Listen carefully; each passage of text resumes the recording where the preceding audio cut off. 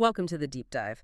Today, we're tackling a really significant issue, corruption in India. And we're doing it through quite an interesting lens, this creative script called The Price of Silence. Right. It uses stories, scenes, not just dry facts. Exactly. It's narrative driven, using those scenes and voiceovers to show corruption in, very human terms. It makes it tangible. Our mission here is to kind of unpack those stories. Look at how corruption really works across different levels of society in India. From the small, everyday things to the huge systemic problems. And we want to understand the human cost, definitely, but also what the script suggests about maybe ways forward, paths for change. Yeah, and for you listening, the aim is to get a clear, concise understanding, to move past just the news headlines and really grasp the systemic nature of it all, is shown in this script. Okay, so let's dive in. Maybe start at the ground level. Bureaucracy, everyday corruption, the kind of thing the script opens with. That's a good starting point. The script has this scene of farmer just needs his land papers. Simple enough, right? You think so, but the clerk hints that a little something extra is needed to get things moving. Mm-hmm.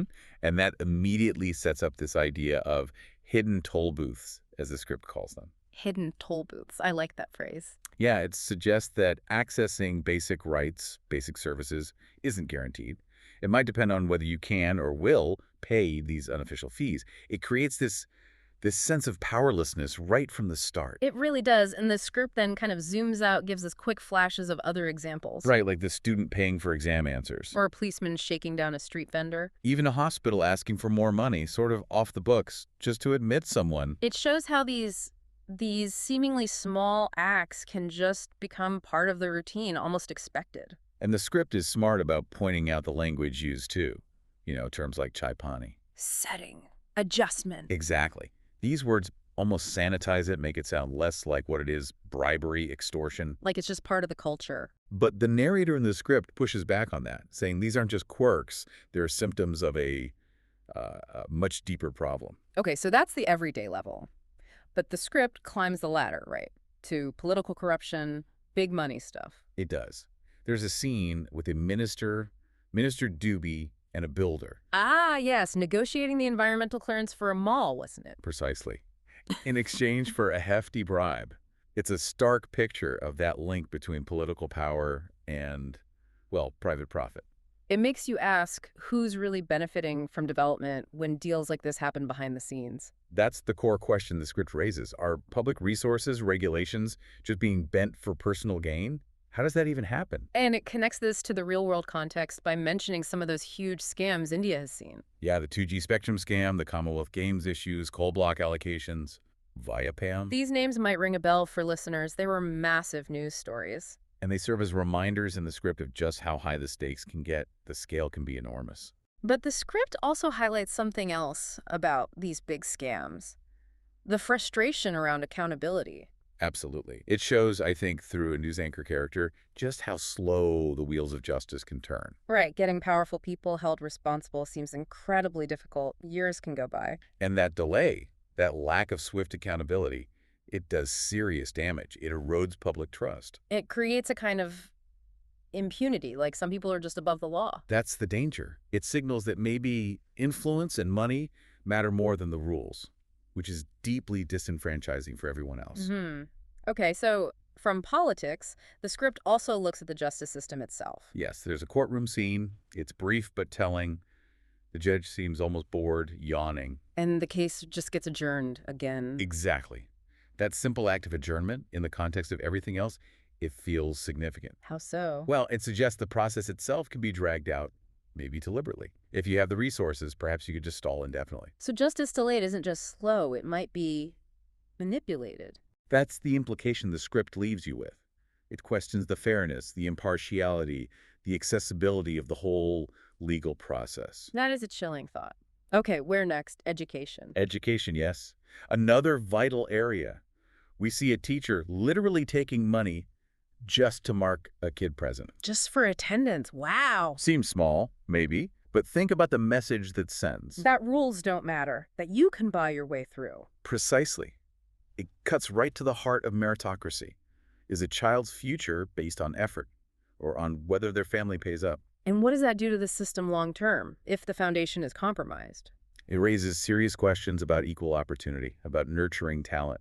It's quite profound, actually. And the script doesn't shy away from healthcare either, does it? There's that really distressing scene. Oh, yes.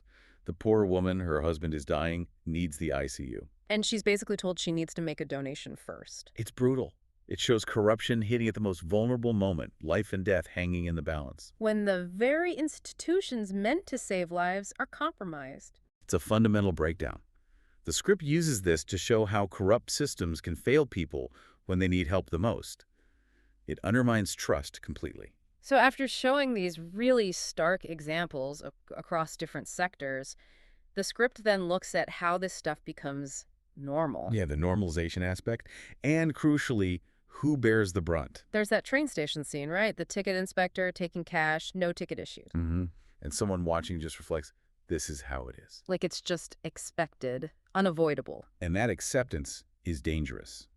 The script really hammers home that it's the poor, the marginalized, who suffer most. Why them specifically? Because they often don't have the money to pay the bribes Yeah. or the connections to get around the system. They're trapped inside it. The script gives an example of that, doesn't it? The water project. Yes, in a slum.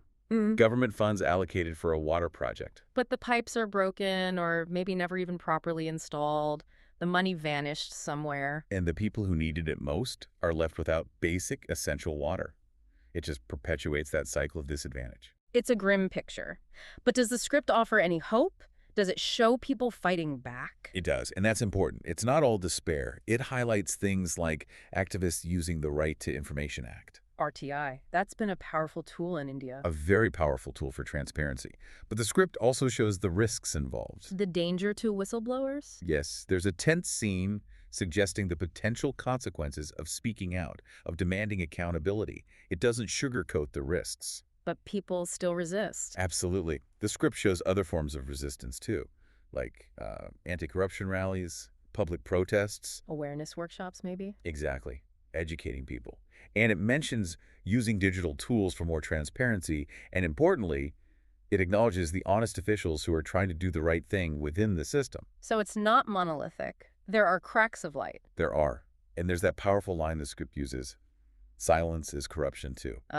Meaning inaction, just accepting it, also contributes to the problem. It's a call to action, really. A call for civic engagement. Which leads nicely into the final theme, I think. Individual integrity. Yes, the idea that change starts with each person. There's a scene where people in a village are learning how to file anonymous complaints. Empowering people to act, even safely. Right. Giving them the tools, the knowledge, without fear of immediate reprisal. That's a step towards accountability. And the very end of the script, the school children. That's quite moving. They're taking an anti-corruption pledge. Suggesting that maybe the real long-term solution is about instilling values early on. That seems to be the message, building that ethical foundation from a young age. The narrator has a final thought, too, something about conscience. Yeah, that India needs more conscience, perhaps, than even more laws. Implying that laws and enforcement are crucial, but they aren't enough on their own. Exactly. It comes down to individual choices, the collective moral compass. Are people willing to participate or willing to say no? And that final line is quite direct.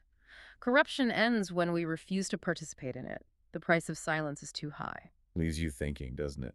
It really does. So, just to quickly recap our deep dive based on the price of silence. Okay. The script paints this picture of corruption in India as, well, pervasive, affecting everyday life, big politics, justice, education, healthcare. Right across the board. And it really emphasizes the human cost, especially for the most vulnerable. But it also shows courage, people fighting back, using tools like RTI, protesting, just being honest officials. And ultimately, it circles back to individual responsibility, the power of refusing to go along with it. The importance of conscience, not just compliance. Which leads us to a final thought maybe for you listening to consider. Yeah. Think about your own context. Maybe not large-scale bribery, but are there smaller ways, subtle ways, where ethical lines might get blurred, where silence allows something questionable to happen? What's the price of silence in our own worlds, even in small things? Exactly. It's about considering the power we all have individually to choose integrity, to refuse to participate even when it seems minor. That's something to reflect on long after this deep dive ends.